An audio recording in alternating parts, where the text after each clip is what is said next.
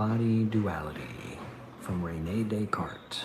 I think, therefore I am. Jacques Lacan highlights, along with Nietzsche, a logical fallacy of begging the question or assuming the conclusion of this statement. The subject of I am is retroactively assumed in the thinker of I think. So the I am, or the self that is thinking, is retroactively assumed in the process of thinking, or the thinker of the I think. So this is fallacious reasoning, doesn't prove the subject, I, but merely assumes it. Ask the question, did René Descartes consider that the reverse might also be true? If I exist, the I am, is proven by the thought, the thinker, or the process of thinking, what happens to this thinker, or this I, when there's no thought? Where does the thinker, or the I, go?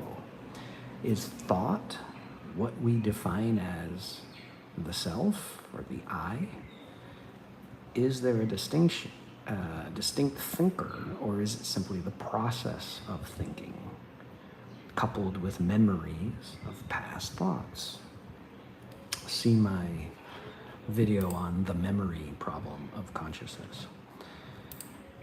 Is there, we often couple these mental processes to form an additional abstract notion we call the thinker, the self, or the soul, or consciousness. However, during deep sleep, when there are no dreams, no thoughts, and there's no sense of self. There's no perception, there's no sense of self at all. When you're not dreaming, when you're not awake, deep sleep, you don't exist. There's no thought, there's no sense, there's no thinker, therefore there's no self. There's no I am. And there's no I think, and there is no I am. So we see, and this happens every night, let alone is it eternal, or a foundational grounding of reality in solipsism or idealism. Consciousness is the ground of all reality. It's impermanent, it's fleeting, and every single night it disappears. You disappear. Every single night the self disappears. Every night. Doesn't even last 24 hours, this eternal consciousness. Can't even be eternal for 24 hours. Can't even extend. And without memory, again, of who I am the day before, or what I experienced through my sense stimulus the day before, again, there's no concept of a eternal or persisting or permanent self. So this suggests that the thinker is just another thought, an abstract. It's an abstract concept, a conceptual construct. The self, the thinker, is a conceptual construct arising from our misunderstanding and misinterpretation of the mental process we label as thinking or thought.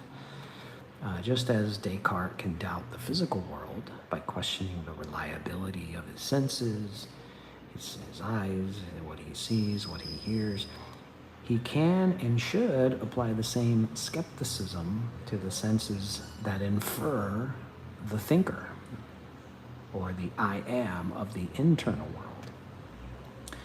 So if our sensory apparatus, eyes, nose, mouth, ears, cannot provide complete, unaltered data about the external world, whether it's a real or an illusion, how can we assume that this sensory apparatus can assume it offers complete and unaltered data about the internal world? So Descartes, his failure was to doubt his thoughts without a thinker reveals a misunderstanding of the brain's thinking process, which operates as a reaction to sensory stimulus and doesn't require a thinker at all. Any claim to the contrary bears the burden of proof, as the process itself does not justify the assumption of a thinker or self or subject. It's just experience and the brain processing this experience. That's it. And when the brain no longer processes experience, there is no quote-unquote self, soul, subject of experience, experiencer, knower, so forth. Some suggest that Descartes, he was Jesuit educated, so he didn't question the thinker. His agenda was included promoting the Christian notion of the soul. So the Jesuits, he was basically pushing this preconceived notion or axiom, and it's persisted, stemming from the milieu of Cartesian mind-body duality. It constitutes a dogma of religion. It must be assumed and presumed to support the supernatural idealism of delusions about another world and many other moral dogmas that are related to the religious